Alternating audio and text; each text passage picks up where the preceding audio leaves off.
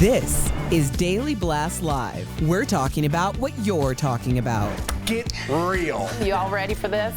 Dun, dun, dun, dun, dun. No. Y'all, Just this stop. is a sham. Welcome to DBL. It's Wednesday, December 1st. I'm Jeff here with my friends Erica and Al. It's supposed to be 70 here in Denver today. It's December 1st. It's supposed to be 70? It's supposed to be 70. What do you mean it was supposed to be? How long have y'all been in the studio? It's been 70 and now it's much cooler. Some of us get here earlier, Erica. Yeah. It's much cooler? Well, the temperatures dropped, Jeff. No, it's nighttime. I see. I'm picking up what you're throwing down. Bravo, bravo. She got me. So let's get to the stories. Sandra Bullock is opening up about what it's like being a parent to two black children. She adopted her 8-year-old daughter, Layla, back in 2015, and she also has an 11-year-old son, Louis. Erica's still making me laugh over here. Here's what she said on Red Table Talk, and we could get our giggles out. That I wish our skins matched. Sometimes I do. Yeah, of because course. then it would be easier It on would how be people easier. approach us. Yeah. And I have the same feelings as a woman with brown skin, Yeah. being her babies, or a white woman with, white babies. yes. But It's my, the mother-child dynamic. Dynamic Color. relationship. You don't have to put a color on and maybe mother. one day that will go away. Maybe Yeah. one day we will be able to see with different eyes. Yeah. So do you guys believe that? Is it the mother, daughter, father, son, whatever it is, dynamic, not the color of your skin? Well, for the family, Right. Yeah, But- like it's not for the family. I would say in Exactly. most cases, yes, it's about the dynamics of the relationship. When you get outside into the world, then everybody else is imposing, their thoughts, their views. I certainly feel I'm not a parent, but I feel it with my husband and I. He's a white guy from Canada, and I'm not. And there's all of this trying to piece it together. I see it particularly when we have our CASA kids with us, because then that adds another race dynamic and people are trying to figure out who belongs with who and why. It's like it also creates security issues too, because people don't know, or they try to get involved if they think that a child shouldn't be with this adult. There's a lot going on there. I haven't personally experienced what Sandra Bullock has experienced because I don't have kids, but I do know that the race dynamic plays out widely in society. Yeah, I mean, the race dynamic is definitely there, but I do think that as the world gets smaller with the internet, the world, people can meet people from everywhere, different relationships will develop. And I think when you see families out, the idea of what a nuclear family is kind of going away. Yeah. No one would ever call somebody like, I just saw a lesbian couple. Like in 1950, you might. That might have been the only one you've ever seen in your life, where now you go out and you see everybody, because that's what the world is. And as the world continues to interact and intermingle, there's going to be biracial children and interracial relationships and gay relationships and straight everything is going to be there, because the world is everything. And we're going to see that presented more and more. People aren't hiding it as much. People don't have to hide it as much. Thank the Lord, it's legal now for people that used to not be able to get married. So we're going to see this start to change. But I do understand where she's coming from, but I wonder how this will hold up in 10 years. Well, I also want to just tell people, I know if you're saying stuff about interracial marriages or families or whatever, then you're likely not my audience. But it's not the parents, it's the kids, they're the ones who absorb that. Like, having those conversations to unravel what just happened is such a slippery slope. I can't imagine it actually being my child, and that hopefully that happens one day. That I have a child, not that I have to have this conversation, but navigating that conversation to get them, like, their headspace clear. Like, you are a special type of evil scumbucket to do that to a child. Yeah, because in their world, everything's fine. My mom loves me, right? Right. And then you have to prepare them for the outside world, Right. which is exactly like you said. All right. Well, speaking of audiences, my audience, Justin Bieber, is getting into some heat over his upcoming concert in Saudi Arabia. Biebs watches this show every day, by the way. The Biebs is set to perform at the Saudi Arabia Formula One Grand Prix on Sunday, but some activists say he should cancel. These include the fiance of a Saudi journalist who was killed in a Saudi embassy back in 2018. In an open letter to the Washington Post, she said Justin's name is just being used to restore the country's reputation. So what would you, listen, there's a lot of money over there. Let's just put that out there. Yeah. I'm sure he's getting paid, not that he needs it, a lot of money to perform there. Would you have a problem doing a comedy act if a Saudi prince wanted you to perform there? No. You had to get it out. And you know, what happened to Jamal Khashoggi was a travesty. To have that happen to an American reporter on foreign soil, and then to have no repercussions, even in the form of sanctions against that country, was unprecedented. That's how that administration chose to handle it or not handle it.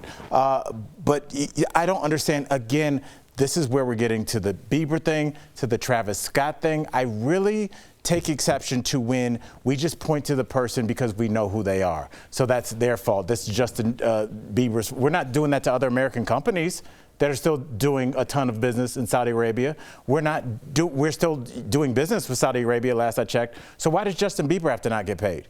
Either he doesn't get paid or no one gets paid or everybody gets paid. We can't pick and choose just because we recognize his face. I agree with you, actually, but I also think that there is a sense of standing for something, and if you're doing something that is standing for something that's against the majority of the people who stand for you, then I do think that it takes a moment of a deep thought about whether you're going to move forward or not. But I agree. I think that we often pick and choose what our outrage is going to be. We also point fingers at who's doing the producing or who's the most visible person. Right. But we won't take accountability for our role that we play in this whole production happening.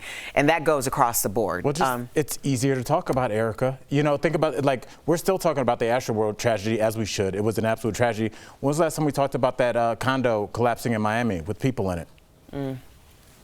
We haven't. Oh, well, why is that?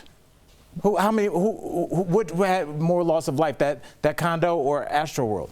Right, no, I totally hear you. But if you could connect a name to that condo, then we might be talking about it a little more because it'd be in the news. Justin Bieber didn't sign up for politics. Right. It's not his job to navigate world relations, right? But people wanted to tell him he can't perform there, but you could use a cell phone that's made in China. Right. Don't let me get into all this stuff. You know what I mean? You could say you're a vegan, but you wear leather boots. Get real. Right. You know what I mean? Well, you can call out the oil and gas companies, but then you drive, power cars and use plastic bottles and we're spreading drive down the asphalt. No, there's a lot of examples out there, and again, it's a deeper hole that we could get into, but this, pointing fingers on the internet and naming someone just because you know who they are, I'm with you, man. The world is a messy place. Yes, and definitely. So once you get that, you understand that no one walks around with clean hands. Everybody's kind of, it's just, unfortunately, it's the way of the world, so. All right. Well, stars came out to the Louis Vuitton fashion show that honored designer Virgil Abloh, who passed away from cancer. Kim Kardashian and Kanye West, look at this, showed up with their daughter North to honor the designer who was a longtime friend of theirs. Virgil and Kanye go back 20 years. He was also the creative director of Kanye's agency. The event showcased Virgil's latest and last collection for the label. There was even a 30-foot statue of Virgil that was unveiled at the show, and the tribute ended with a light show of drones that were used to create the illusion of paper airplanes in the sky. Are you familiar, Erica? I could barely say Louis Vuitton. Are you familiar with Virgil? Of course. Virgil was an icon. Well, obviously, there's a statue, but I didn't know of him. Yeah, an Off-White brand. And it's interesting, too, because the last time that I really remember him being in mainstream news was he was talking about the protests and kind of personifying people who were being affected by activity in the protests, and he got a lot of backlash for that. And a lot of people felt like, you know, he needed to pick a side. And meanwhile, he's like battling cancer privately and living in his most authentic truth. And I think that that's something that we can all learn from and really think about and reflect on. I mean, what a life, what a titan of fashion. I think a lot of times when people watch fashion shows, and I know I used to do this as well, you go, who would wear that? It's a raincoat with spikes on it or something. That's when you start talking about high fashion, how that changes into fashion that everyday people wear. And then it translates into the fashion that you find in the clearance rack at TJ Maxx. Did you just watch Devil Wears Prada? No, I saw it a long time. I saw that a long time ago though, on a plane, and that's where I got that from. Yes. It's like I never understood the hierarchy of how fashion works, and once I did, I started to be able to get into like looking at fashions and being like, that's too crazy, but I do like what they're doing with that jacket, and I started to kind of get into it, and then I met Kiri, our fashion style, and like so I'm interested in this now. But he's one of the reasons that I am, so he'll be sorely missed, and clearly Kanye and other people in that industry are just devastated. I'm into uniforms. Wear the same thing every day. There you go. Out of sight. Ugh. That doesn't make sense. Coming up on DBL, we caught up with Vivica A. Fox and Columbus Short ahead of True to the Game 3. Don't miss today's Chatting with the Stars. But first, we're getting another look at the Sex and the City reboot. We'll show you the new trailer that just dropped next. Closed captioning provided by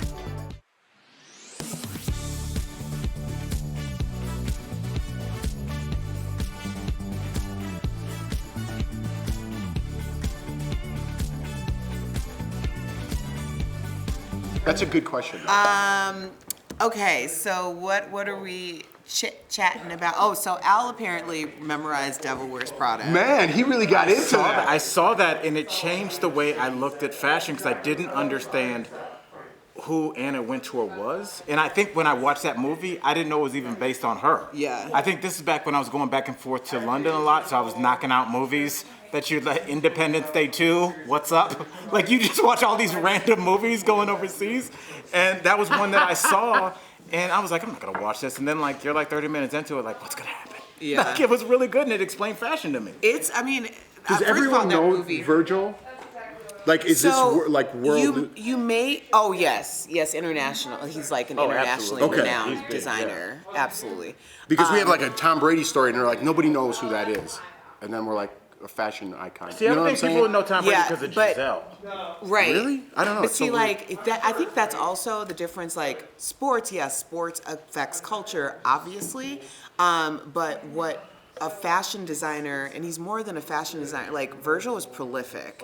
So when you talk about fashion, it's like the idea of it affects every part of pop culture. It's not just, you know, the clothes that we wear. It's like the vibe that's presented for, you know, music videos. It goes into the aesthetic of how we decorate our homes. Like, fashion bleeds into everything that is our pop culture. Even sports. Look at the players getting off the bus and how they dress. Even the uniforms. I mean, the fashion bleeds on everything.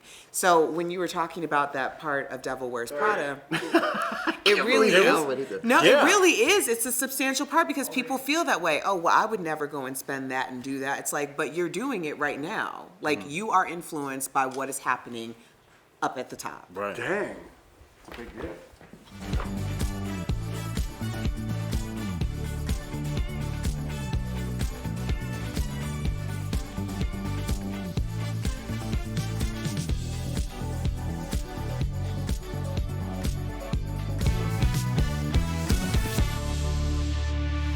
Welcome back to DBL. The new Sex and the City reboot premieres next week, and we're getting a look at the new cast and some familiar faces. Let's watch. Oh, honey, I'm home. I remember when you kept your sweaters in the stove. There are always going to be roads not taken. So you can't have it all? No, you can. It's just really hard. You're not happy with who you are? Step out of that box and change. All right, Erica, I'm gonna have to I go was to like you again. smiling from ear to ear, like, How come? What made you smile about that?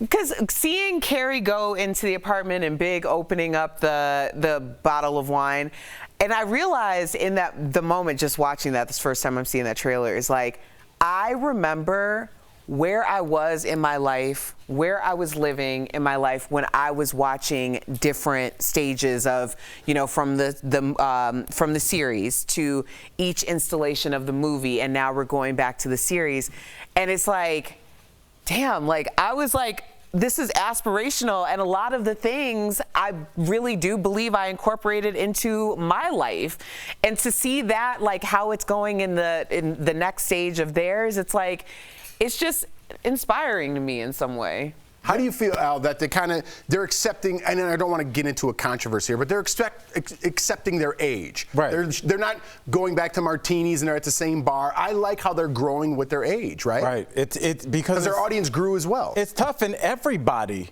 deals with that to some sense or another, and like everybody has to decide if they're going to get hair replacement, or you go grade naturally, or do other things. And I think that their journey through their youth, their young adulthood, through now like adults now that are kind of like reflective and looking towards that next chapter, I think a lot of people can identify with that, men and women, the ups and downs, relationships, loss, both real, in terms of Kim Cattrall, and the ones that are on the show.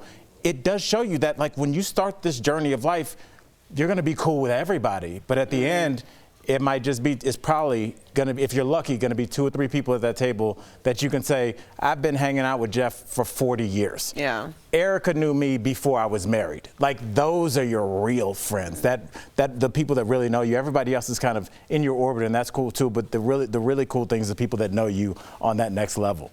Al, you're taken, buddy, but if you weren't, hey, quoting lines from Devil Wear Prada, character names from Sex and the City. I'm a man about town. Yeah. You sure are, my friend. You sure are. Coming up on DBL, Vivica A. Fox stopped by DBL and told us the best Christmas present she ever bought herself. It's incredible, and it's hard to top. That's next.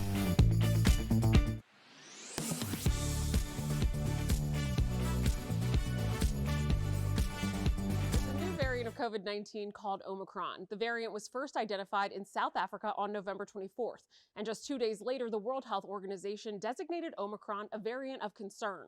It's the 5th variant to receive this designation. According to the WHO, preliminary evidence suggests some of Omicron's mutations may be associated with higher transmissibility, but that's not yet confirmed. It's also not yet known whether the Omicron variant causes more severe infections and how effective the vaccines are against this variant of COVID-19. The best protection against this new variant, or any of the variants out there, the ones we've been dealing with already, is getting fully vaccinated and getting a booster shot. People are wondering if they should wait to get a booster shot that is proven effective against the new variant. So let's verify. Should you wait to get a booster shot that is proven effective against Omicron?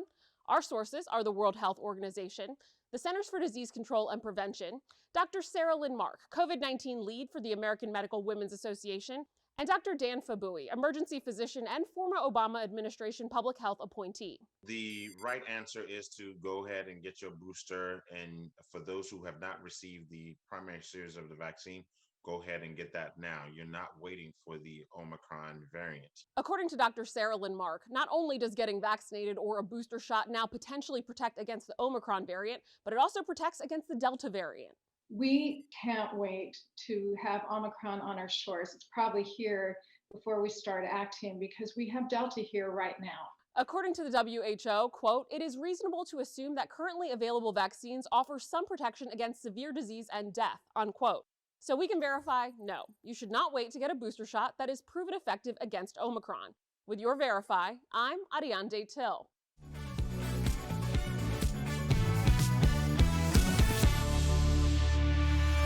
You went behind my back and got my babies mixed up in all of this. You got to go. Man. Welcome back to DBL. That was a peek at True to the Game starring Vivica A. Fox and Columbus Short. We caught up with them earlier in today's Chatting with the Stars. Vivica A. Fox and Columbus Short. First, our viewers have one question for both of you. So we're going to start with you, Vivica. Christmas is almost here, and you once said that the best gift you ever received was a Rolex from your ex, 50 Cent. But that was way back there. So has any man outgifted him yet? No, but I outgifted him. I gave myself a G-Wagon. Hey, come on now. Come on now. Yes. Come on now, Bomb. Yes, that's how we do. Yes, I need that. That's a good answer. Yeah, That's a good answer. an awesome answer. All right, Columbus. Well, I set the bar real high, just so you know. If you come over here giving a present, you got to do better than the G-Wagon. So. All right, Columbus, this question's for you. It's coming from a viewer, Michael. He read your book. He said that you were once a dancer for Britney Spears, and he read that you said that she was intimate with you just to make her parents mad. So what made you realize this might possibly be going on? You guys want some? Morning, TT, okay? You guys want some toast with those questions? Praise God that Britney is out of her conservatorship. She's allowed to be free to do her thing. She was a dear friend, and it was an amazing part of my lifetime, a very big part of my life on just the trajectory of my being able to operate in my gift. So, big shout out to B and her newfound freedom. I hope she keeps dancing. How dare Michael ask that question? I know. It's too early, Michael. I got to eat breakfast. That's right. Vivica, first I want to say I love you on Curb Your Enthusiasm. My favorite season. I just wanted to get that out of the way. But let's get to your new movie, True to the Game 3. What inspired you to return to the role of Suge? I wanted to get it made years ago. This is a wonderful book by the author Terry Woods. It's a romantic thriller, urban love story that I'm so glad that we made not one, not two, but all three of the installments. The response that we got from the audience on 2 just blew up. This is an independent film that my boy Columbus Short came to me with and was like, I want to get True to the Game made. I was like, I'm on board. Let's do it. Let's make it happen. You know, the fact that we got this independent film made, which literally on a shoestring budget with a lot of favors, that it was successful, that they wanted more with 2. We delivered 2. I mean, literally, we left the audience with a cliffhanger that now when you come and see True to the Game 3, a lot of questions will be answered with this final installment. And that's why I'm back, because the audience wanted it. Nice. I love it. Well, Columbus, we have no questions as to why you would approach Vivica over, she is the icon, she is the queen. But what surprised you the most about working with her? Nothing surprised me. She was exactly who I thought she would be. She is the sweetest. I mean, just the sweetest woman to work with, but incredibly talented, incredibly strong, incredibly sweet, but incredibly humble. You always can judge somebody on how they treat people that might not be, my mom always told me you treat the janitor the same way you treat the CEO, and that's how Vivica is. She made everybody feel good on set, from craft services to the executive producers, and the way she galvanizes crew and keeps set light and, inspires the troops. It's just, it was truly an honor. That's why we're going to keep on rocking till we can't rock no more. We want to thank you both for joining us and also, giving us a little morning tea session. We appreciate y'all playing along. DBL Nation. Okay. You know what, Vivica A. Fox, you come here every time and you really give us just true authenticity. We love it. Our viewers love it. That's why I know I've been a fan forever. So thank you both so much. DBL Nation, you can check out True to the Game. And we just want to 3. say to everyone out there, happy blessed holidays. Go back to the movies this Friday and watch True to the Game 3. Over and out. We'll be right back. Promotional consideration is brought to you by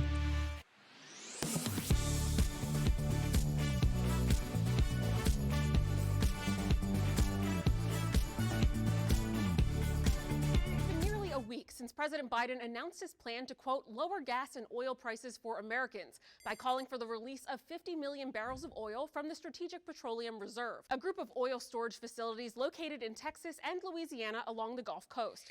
People on social media are wondering if Americans will actually see a drop in gas prices soon. So let's verify. Does the release of 50 million barrels of oil mean there will be a significant drop in gas prices? Our sources include the White House, Andy Lippow, president of Lippow Oil Associates, the U.S. Energy and Information Administration, Gas Buddy, and Ellen Edmonds, public relations manager for AAA.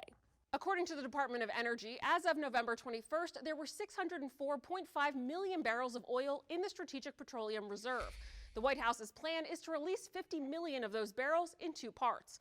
32 million barrels will be exchanged or loaned to refiners. Those will need to be returned with interest, and 18 million will be sold. The idea is to increase the supply of oil, which would push gas prices down. But Andy Lippow, an energy industry consultant based out of Houston, says it's not that simple.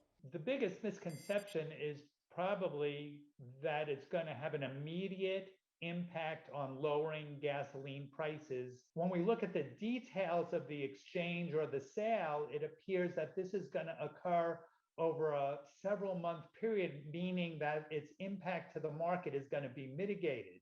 He says the oil being loaned to refiners won't be available until 2022, and the barrels being sold won't necessarily go to U.S. buyers. The reason that the consumer will not see a significant decline is because the oil market remains tight. And while this has accelerated the supply of oil, it hasn't fixed the problem because most of that oil still needs to be paid back in the future. According to the U.S. Energy and Information Agency, better indicators of retail gas prices are crude oil prices and the level of gasoline supply relative to gasoline demand. Since the oil released from the reserves isn't new production and there is no guarantee on who is getting the oil and when the reserves will be returned, it's not certain that prices will drop as a result of this increase in supply. According to AAA, if gas prices do lower, they aren't likely to do so until the end of 2022. So we can verify, no, the release of 50 million barrels of oil does not mean there will be a significant drop in gas prices. With your Verify, I'm Ariane Till. Moderna is mobilizing hundreds of workers to start researching the Omicron variant of COVID. They say if needed, a reformulated version of their vaccine could be ready for rollout in early 2022. That's a quick turnaround because researchers are no longer working from scratch. This vaccine would just be a modified version of the one they already have, tweaked to combat Omicron's specific mutations. And it's still not a guarantee we need a special shot at all. Researchers are still trying to figure out how effective our current vaccine is against this new variant. They say it's highly likely the vaccine already offers at least some protection from Omicron.